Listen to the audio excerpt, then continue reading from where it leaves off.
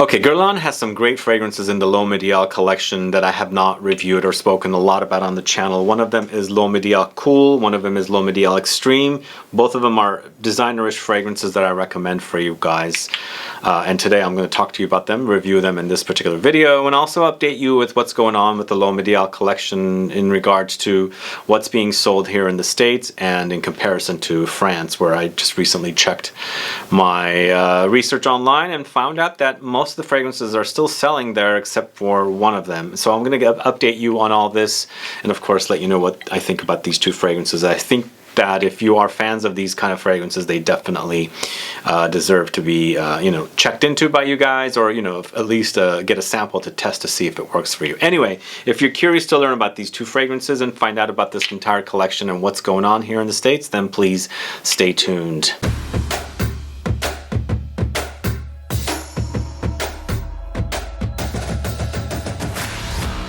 Thanks so much for tuning in. This is Sebastian with Smelling Great Fragrance Reviews. Yes, today I'm talking about L'Homme Ideal Cool, launched in 2019, L'Homme Ideal Extreme, launched earlier this year, 2020, and what's going on with the entire L'Homme Ideal collection of fragrances. I really am enjoying these two fragrances. In fact, yesterday I featured this particular fragrance in my mint fragrances video. If you haven't caught that video, please do check that video out, especially if you like minty fragrances. But I think this is a great release. When I first bought it, I really loved it, and then somehow I started hating it. Not hating it, but like I was thinking it was not deserving of speaking about. Later I came back to it and was starting to wear it again, and I have now really fallen in love with it. So I'm going to tell you about both of these, and of course, as I said, also update you on the collection. But before I get to all of this information, if this is your first time tuning into my channel and you still haven't subscribed, please do click the subscribe button below and also click the bell so that you'll be notified for future videos and giveaways. So the L'Homme Ideal collection first launched with this one right here, the original Eau de Toilette, which is currently still sold in the USA stores, or in the USA. Then they launched the Cologne, which is no longer sold anywhere. It's discontinued, completely removed, which had a huge following. I'm surprised they killed that one, but I felt like a lot of people enjoyed that particular fragrance. Then they launched the Eau de Parfum, which is this one right here. And this one is currently not selling in the States. It's not on any websites. Probably you can still buy some at the discounters and things like that, but it's sold in France. I saw it on Sephora.fr. It's on their website, but it's not here in the USA. Then they launched the Sport. The Sport is no longer selling in the USA, but again, it was on Sephora.fr. Then they launched this one right here, but they've changed the bottle. It's no longer black, it's clear, but it has a blackish rim. I'm not sure why they did that, but is this a collector's item now? Anyway, so then they launched the Cool, and it was around this time that they had discontinued the Cologne, and this was early 2019? Yes, last year. And then finally this one they launched here. But as far as these two fragrances go, this one is selling here in the States. This one is selling here in the States, but the Eau de Parfum has been removed and the Sport has been removed, and this one never made it to the States. It's only in I saw it on the Sephora.fr website. So out of all these fragrances, every single one of them, as I mentioned, are on the Sephora.fr except for the Cologne. So what's the deal with these two? So this Guerlain L'Homme Ideal collection of fragrances focuses on almonds. So almonds are a key note. Sometimes tonka beans appear as well, but I feel like they're warm fragrances throughout, and they go in different directions, obviously. The Cologne was the freshest. The Sport, of course, went into the marine direction. These two are different for me, and I'm really obsessed with the way this one smells. This one actually grew on me a lot, and as I was saying, when I first got it, I loved it. Then I was wearing it, I kind of got bored of it. Then I came back to it and came back to it. But first of all, let's talk about the Cool. It's an Eau de Toilette 2019 launch. It has notes of mint, almonds, vetiver, ambroxan, water, bergamot, neroli, orange, patchouli, and anise. So it's a great fresh almond fragrance. If you think you can't wear almonds in the summertime, it might get cloying, sweet, or whatever. I think this is a great one for you to be able to enjoy it in the summertime and have a little bit of a some substance, you know. It's like all fresh notes, and it just disappears or vanishes quickly. So there's a little bit of depth added to this particular fragrance. Not that it stays strong or lasts a long time. I don't think these particular fragrances do last a long time, at least on me. And out of the two here, the Extreme definitely lasts longer than the L'Homme Ideal Cool. But I feel like the whole entire collection is a little bit transparent. They seem light to me. But as a fresh almondy fragrance, I think Cool is a great fragrance.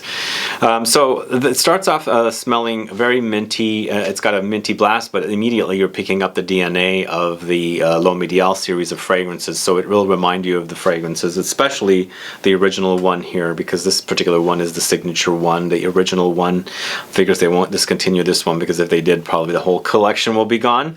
But I enjoyed this one. It's a great one. It goes down pretty easy. It's not overwhelming. It's on the light side. It's fresh and refreshing.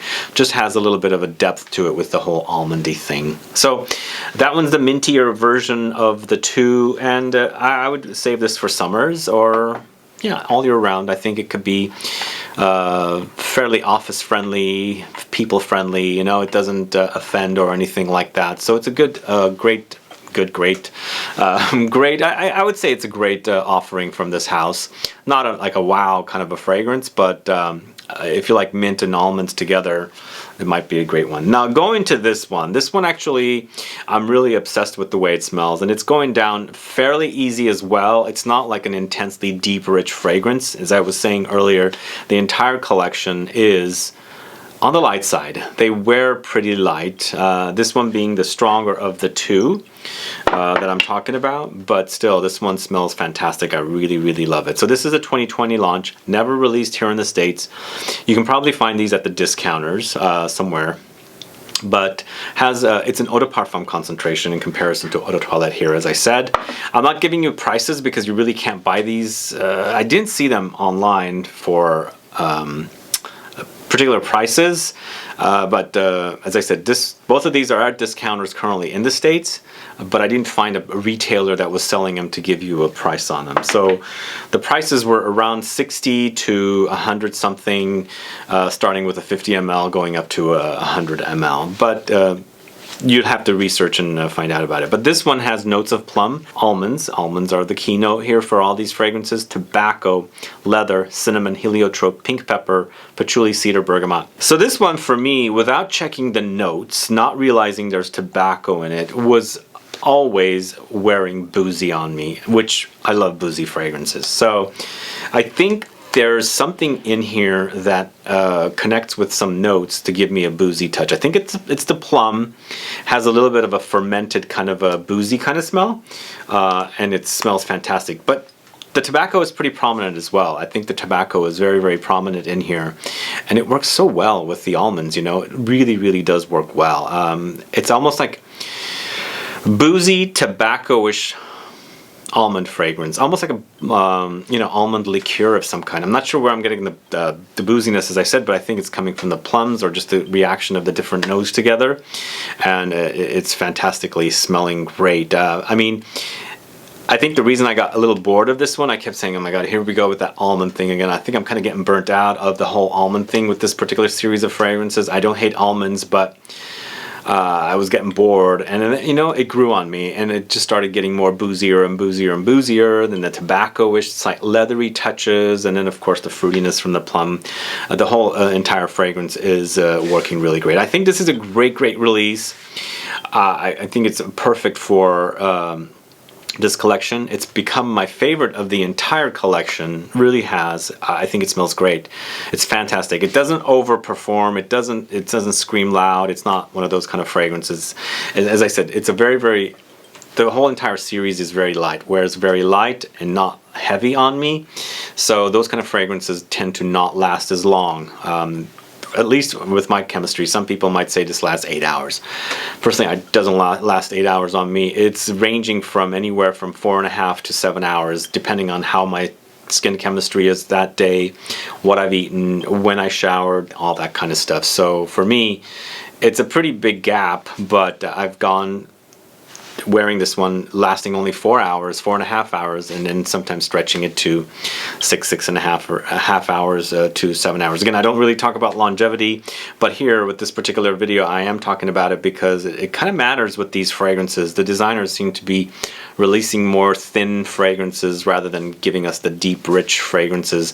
Like, no designer has given us something as intense as Dior Homme Parfum for a long time. I mean, not for a long time. I think some designers should step forward and give us something that thick and heavy, you know? I'm waiting for that day. But the fact that they're making fragrances like this, not even available for us in the USA, unless you find it at a discounter, because, you know, overstock kind of makes it over to this to the discounters, is how we end up buying them, unless you have a friend that goes to Europe and brings it back and things like that. But it doesn't make sense to me that they are doing these kind of things, especially, you know, this is a really, really good release for this kind of a brand. And who decided not to release it, officially release it here? You know, I much prefer it over this one. And this one in the new bottle is on the USA website. This one is not, you know, it's not. So some bad marketing decisions over at LVMH, but either way, if you can get your hands on this one, get it. If you can get a sample of it, get it, test it out. I think it's a great release. Just the fact that it's on the light side. That's the only negative about it. But as a smell, it smells great. Unless you're tired of that whole almondy thing, you know. As I was saying earlier, I was getting bored of the smell, you know. I want something new. But then again, it kind of grew on me and I really enjoyed it. So that's L'Homme Ideal Extreme. So this is cool. Of course, both of these are great fragrances. Out of the two, this is my favorite. In fact, now the whole entire series, this is really my favorite. Hopefully that the marketing departments of LVMH for Guerlain sees that these are, you know, styles of fragrances that us perfume obsessed or fragrance obsessed really enjoy, but I think they're not looking at us, they're looking at the masses, and the masses probably don't enjoy fragrances like this.